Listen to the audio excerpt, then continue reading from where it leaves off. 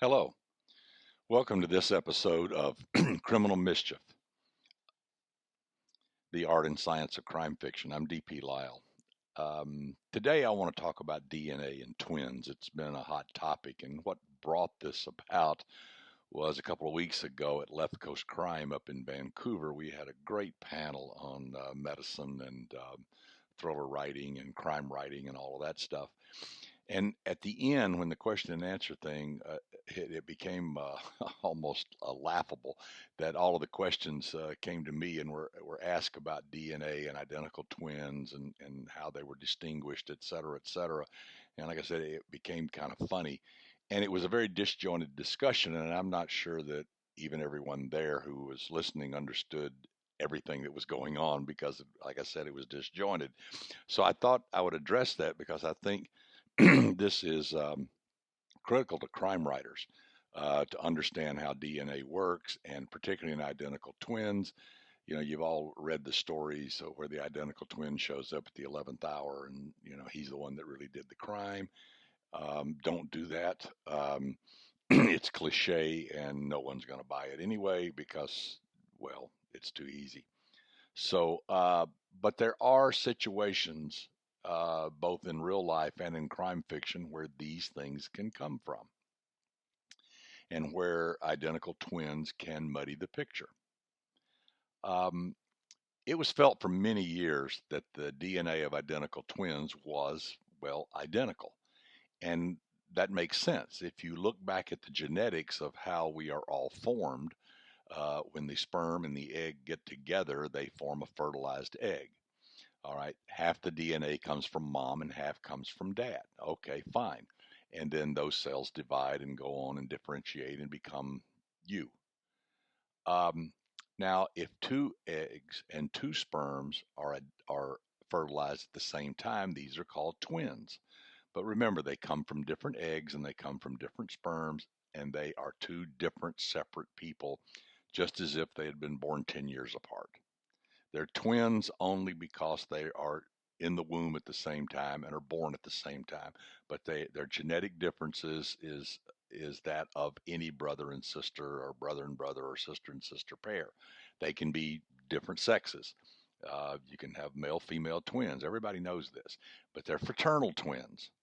And that means that they just, like I said, shared the womb and were born at the same time, but they are two genetically different people. Identical twins are a little different. The egg and the sperm come together, form the fertilized cell, and then the first division of that cell produces two identical cells. They separate and go their own way, each producing a child. This means that the two children that are produced would have the same sex and they would be identical twins because they come from identical DNA, half from mom, half from dad, but identical after that first division. And so there you go. Life goes on, and you have two identical twins. The reason that enters into crime evaluations and investigations and in crime fiction is that if you do have two twins, um, then they're identical and one of them commits a crime. Uh, can you separate them? How can you tell who did what to whom? And there was a recent case exactly like that where a guy was arrested because the DNA from an old rape case. 5 years later, he ended up in prison after they extracted DNA from a rape case and they found no one in the database. Then he gets arrested for another sex crime and he's in prison and they test it and lo and behold, it matches. Oh, but by the way, he has a twin brother. Well, this made it very, very difficult because which one are the police going to prosecute? You can't prosecute two people for one crime. So they were kind of in a quandary as to what to do because apparently both of them had motive, means, and opportunity. Well, newer DNA techniques have come along that have allowed us to separate identical twins from one another. How is this possible? Well, standard DNA testing uses what we call STRs, or short tandem repeats. Short means short, Tandem means in a row, like a row of boxcars, and repeats means it repeats repetitively. And these STRs are usually 4 to 7 bases long. What do I mean by that? DNA is made up of a long strand of what we call bases. They're chemicals, and it's a whole string of chemicals. But look at it as pop beads.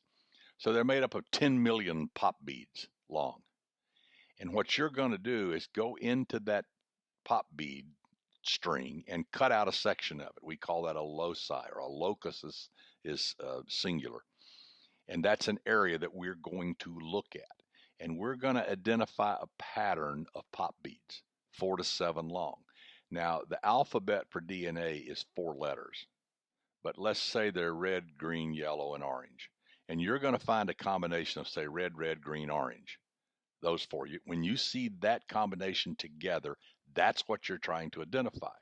So in this section, this locus that you have taken out, you're going to look for identical STRs, red, green, orange. I think that's what I said. All right, and you're going to count the number of times that repeats through that segment, and say you get 7. All right, that's the number. Remember, DNA is paired, so there's 2 strands. So you're going to take the same locus on the other strand and count the same number, and say you get 10. So now you have a number of 7 over 10 for one locus. Now you do that for 13 different loci. That's how the FBI uses 13 loci. All right, so now you've got 13 sets of these numbers. This is what separates everyone from everybody else. No 2 people, except identical twins, would have the same numbers on all these loci. That'd be 7 over 10, 3 over 12, 1 over 5, 17 over 13. And each one of those numbers add up. The odds of getting 13 in a row is astronomical. So it would be 1 in the billions and hundreds of billions and trillions that 2 people would have the same numbers, because everybody's DNA is different. And so you get different counts on these STRs. Fine. So it's a numbers game. And that's all it is a numbers game. So this is how people get separated and identified. When a crime is committed and a DNA sample is found at the scene and it's plugged into the CODIS, the combined DNA database, and they find a match, well, it's a good match. What it means is that this DNA is in the system, and this DNA from the crime scene matches it, at least on these numbers. And these numbers are extremely accurate. And what they would do then is they would go identify this person. They would go take another DNA sample. They would retest it, and bang, now the person is convicted. You see this all the time. Cold cases are solved like this all the time. And in fact, that's kind of their bread and butter. They find DNA that matches because the crime was done 30 years ago, and DNA wasn't part of it then, but then they find stuff in the evidence box that has DNA, and they find it, bang, bang, bang, and now they put it in the system, and this clown's been arrested for something else, and his DNA's in the system, and now they make the identification, and a 30-year-old crime is solved. See it all the time. You see it on the news all the time. So these STRs, it's a numbers game, and if the numbers match, it'll match. Okay, fine. So far, so good. With identical twins, these numbers would be the same. They would have the same number because they have the same genetic profile in broad strokes. But what if you looked at it deeper? Well, there are new techniques, and they look at each of the beads. They don't look at just sections of the beads. They will take these sections, these loci, but rather than looking for these short tandem repeats, they basically just look at all the beads, and they see what the patterns are. You know, the reds and blues and greens and oranges that are in there. They see what the pattern is. And each bead string has a different color pattern because everybody's different. And they look at those patterns. Well, these are called SNPs, or single nucleotide polymorphism. Single means a single bead. A nucleotide is another word for the bases, or the pop beads in our case. And then polymorphism means many forms. So we see many forms. It's all different. Identical twins, theoretically, should have the same SNPs. If you did that loci and looked at them, they should line up perfectly because why? They came from the same genetic material. Why would they be different?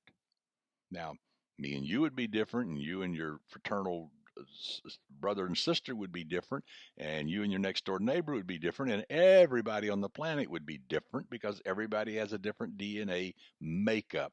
Their color string of pop beads is specific to them. Identical twins theoretically should share that same string of pop beads. It should look the same. Not so fast. It turns out that variations start appearing and that changes in the DNA start appearing. And that actually, if you look at the SNPs, if you count all of the pop beads, identical twins are different. And this allows, like in that case where the two identical brothers, now they can test their DNA this way and say, well, it wasn't this guy, it was this guy. This twin didn't do it, this twin did, because their DNA is actually different. How does this come about? Well, let's go back to the beginning.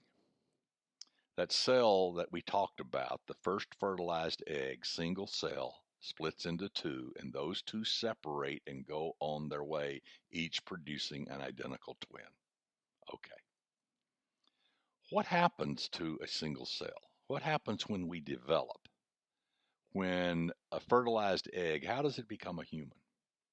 Well, it starts dividing and dividing and dividing and dividing, and it produces, millions and millions and millions and billions of cells.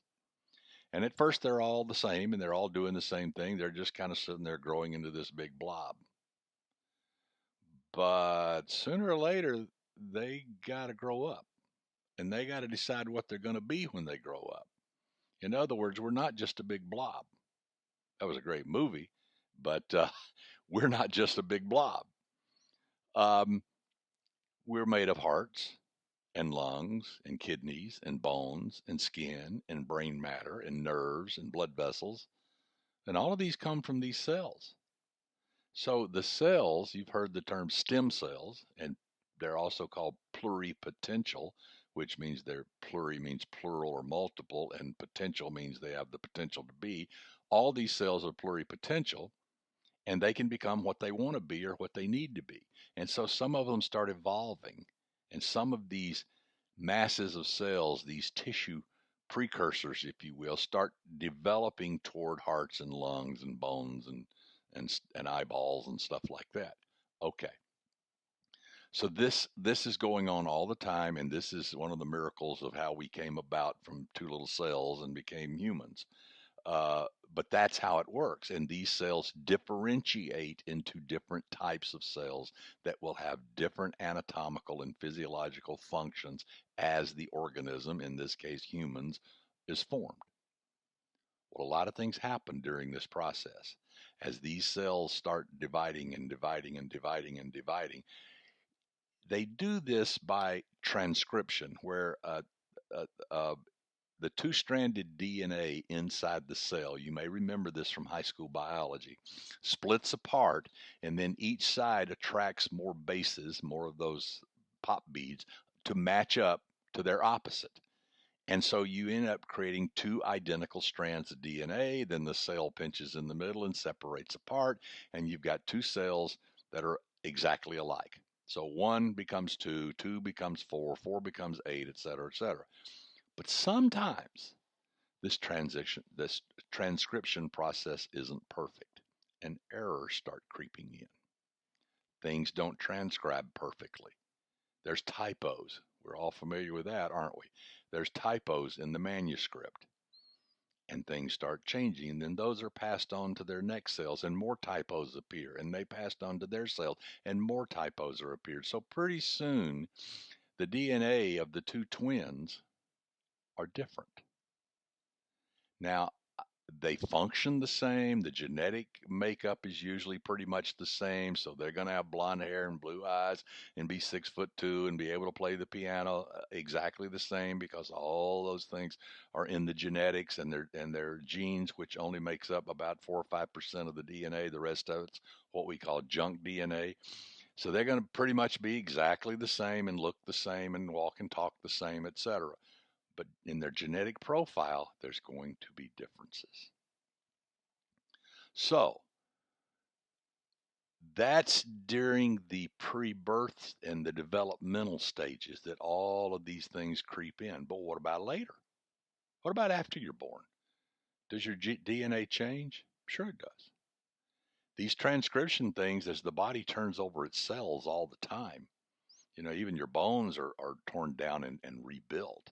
Pretty much all the cells of your body, except maybe your neurons, and I'm not even sure about them, are turning over a lot of the times. Many of the cells of the body, the bone marrow is a classic example. It's constantly producing red blood cells and white blood cells and platelets and other things that are destroyed over and over and over again and rebuilt all the time. So consequently, the potential for genetic variations in these transcription errors is there, and it continues throughout life. This is how some cancers are formed. They're genetic mutations that occur when cells divide and they produce a cell.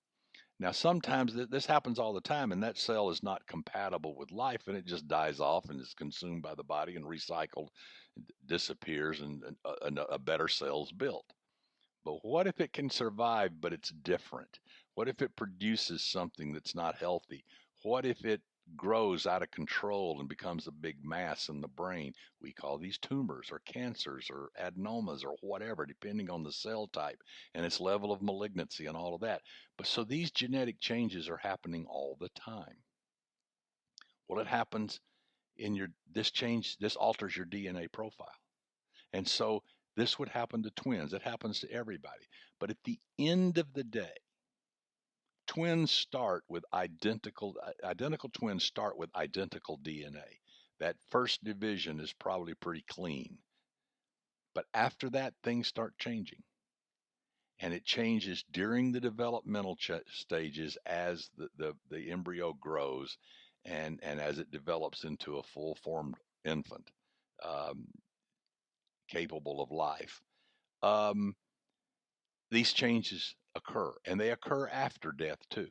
I mean, it's after death, after birth too. So they continue throughout life up until death. So you can see how the DNA would change. So now, if you do a standard DNA profile of identical twins, the STRs, that is the standard, you're going to find that they're identical. Okay, fine. And most of the time, that's enough. But if you run into a situation where a crime is committed and a DNA profile suggests one or both of the identical twins, say both could be suspects, now there is a tool to differentiate the two. And that's looking at SNPs, and there's a few other things out there. This whole post fertilization field is called epigenetics, and epi means above.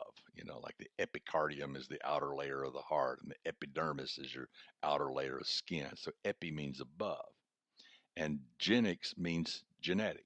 So this is above the genetics. Things change. Chemicals attached to our DNA. A lot of them are methylated. You can look at those. There's even a technique that can show. You basically take the DNA of two identical twins and melt it, and they melt differently because they're methylated differently. And why would that be? Well, one twin might smoke and the other one doesn't. One twin might like Twinkies and the other one doesn't. One twin might exercise and the other one doesn't. One twin might live in one area and the other in another.